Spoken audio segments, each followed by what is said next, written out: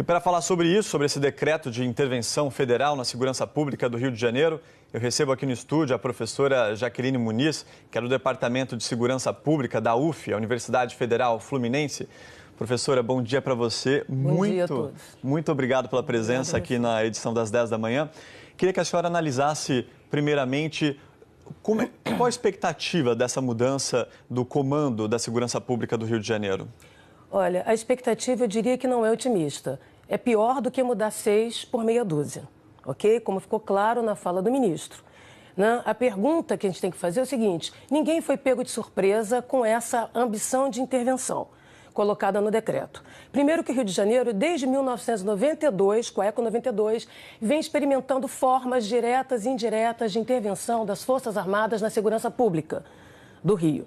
Ok? Então, isso não é uma novidade. Segundo ponto que é importante chamar, para a gente usar uma imagem do Carnaval, é que a operação de GLO na Rocinha, no Salgueiro e antes disso na Maré, serviram como uma espécie de ensaio técnico em que ninguém mostrou quais foram os quesitos e as notas que retiraram.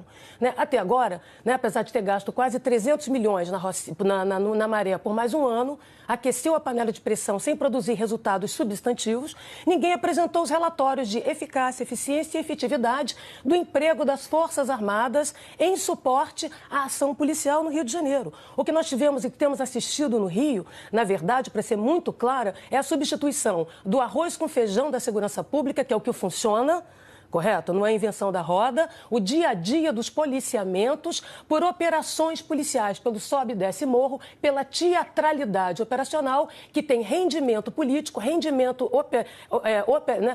político, rendimento eleitoral, rendimento midiático, mas pouco efeito no cotidiano. Se é de fato para combater o crime organizado, não será esse efeito espanta-barata que tem se produzido com sobe e desce morro, com a chamada síndrome do cabrito, agora articulada, envolvendo as Forças Armadas, que, aliás, têm plena consciência de sua incapacidade de agir como polícia, de tal maneira que demandaram um salvo-conduto, uma proteção através de um decreto que transfere seus erros, suas violações, para a justiça militar.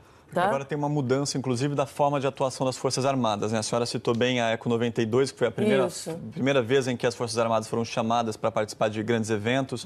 Aí teve Jornada Mundial da Juventude, tudo. Copa do Mundo, Olimpíada e a participação das Forças Armadas também nessas operações envolvendo as comunidades. Exatamente. Mas até então a segurança pública e a orientação, o comando partia da cúpula do governo do Rio de Janeiro. A gente viu aí nos últimos meses que teve muito atrito entre o governo federal, o governo do Estado, inclusive naquela reunião entre Jungmann e o Pezão, os dois disseram que foram arrumar a viola, tiveram uma DR. A senhora acredita que agora, como o jogo vai mudar? Não tem como mudar. Isso é um ilusionismo e é preciso ser claro com a população. A primeira coisa é tem alguém enganando alguém. Ou o governador passou a perna nas polícias, ou as polícias fizeram um bypass no governador. Por uma questão muito simples que a população precisa saber. Há 15 dias atrás, a Polícia Militar faz um seminário com o apoio do Viva Rio dentro da Firjan, de planejamento estratégico dessa polícia do futuro, a polícia de 2018. Ok? Estavam presentes o secretário de Segurança, o ministro Jungmann, da Defesa, todos estavam lá e desenharam um plano, uma proposta, ouvindo setores da sociedade para entregar ao governador. 15 dias depois, todo mundo é pego de surpresa. A intervenção federal no Rio de Janeiro não é um efeito especial de escola de samba que ninguém sabe e fica sabendo no sambódromo da insegurança pública do Rio. Ok? Então, o que é isso? Quem passou a perna em quem?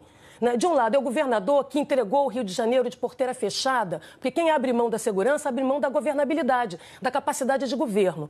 Não é falando alto, gritando forte, que vai fazer as polícias funcionarem. Se tinha ingovernabilidade na segurança, não é o Exército falando alto de bigode que vai conseguir produzir, porque, afinal, nem as forças, as espadas no Brasil, das Forças Armadas, mas da Polícia Federal, a guarda da esquina, não tem dispositivos de controle interno, de controle externo e de governabilidade. Fazê-las funcionar é um gesto de boa vontade e de camaradagem entre pares. É um pedido de, por favor, trabalhe ali na esquina. Esse é o primeiro ponto. Segundo importante que a população do Rio tem que saber.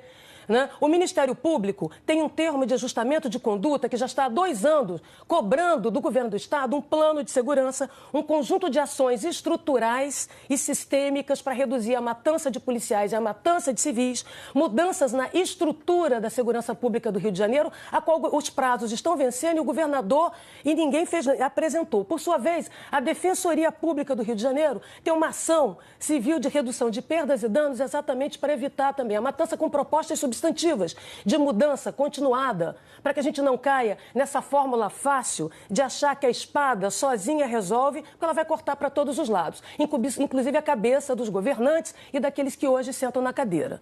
Okay? Então tem uma situação crítica aí. A quem está se enganando e por quê?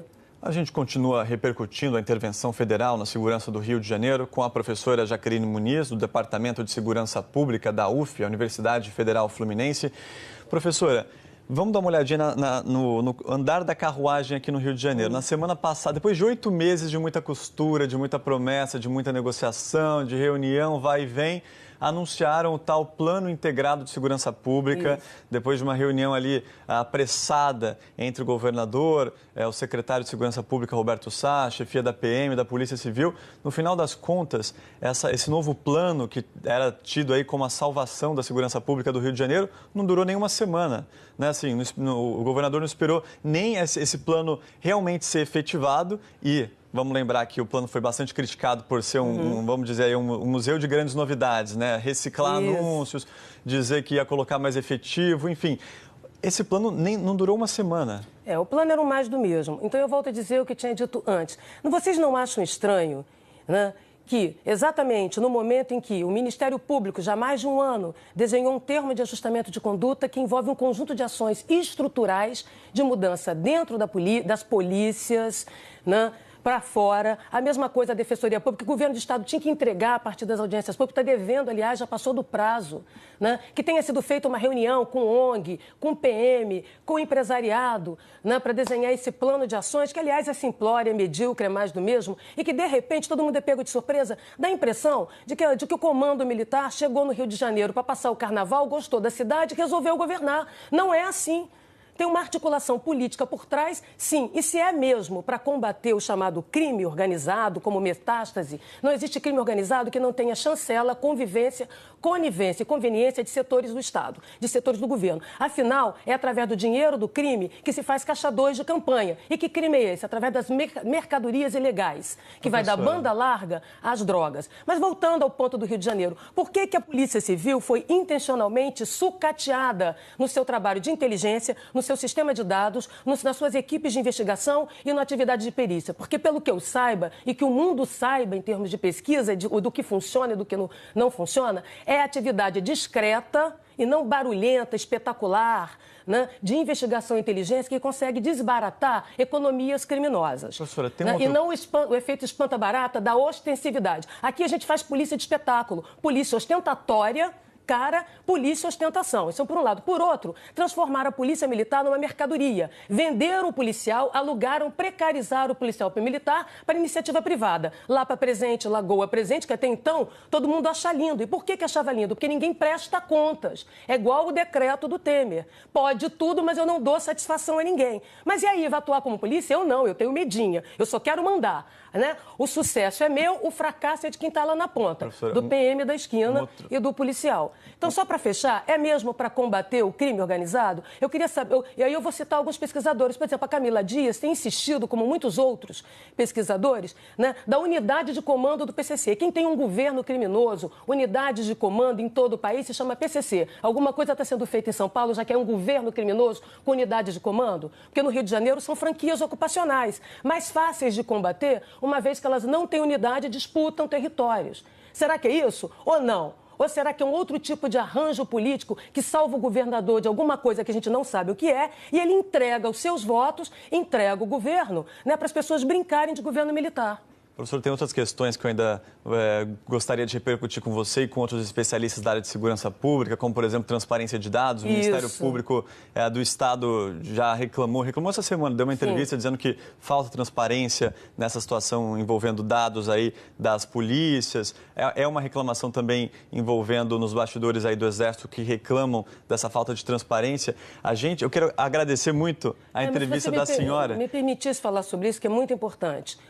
Primeiro, eles dizem que tem integração, quando a gente sabe que na prática não há. A primeira coisa é que não temos mecanismos de governabilidade das polícias no Brasil, não é apenas no Rio de Janeiro. 2, os dados aqui são tratados como questões pessoais, intransferíveis e ambulantes. Ou seja, não se produz inteligência, e sim disse-me-disse fofoca de um contra o outro, ok? E mais grave que isso, tem agora uma intervenção, então do limão à limonada. Tem um governo militar, porque o governo militar de ocupação com retórica da paz foi o PP que foi sabotado por dentro. Agora sobra, de novo, a lógica da teatralidade do confronto. Fechando, então, se tem uma intervenção, porque o Rio de Janeiro está ingovernável, se é essa retórica que se quer fazer acreditar, é fundamental que se tenha uma auditoria imediata na Polícia Militar para saber em que estado ela está e foi precarizada, em que estado o interventor vai entregar, o mesmo na Polícia Civil, o mesmo no Corpo de Bombeiros, o mesmo no sistema prisional. Mas é necessário observação externa e internacional. Isso não é brincadeira. Aqui ninguém presta contas. Cadê os relatórios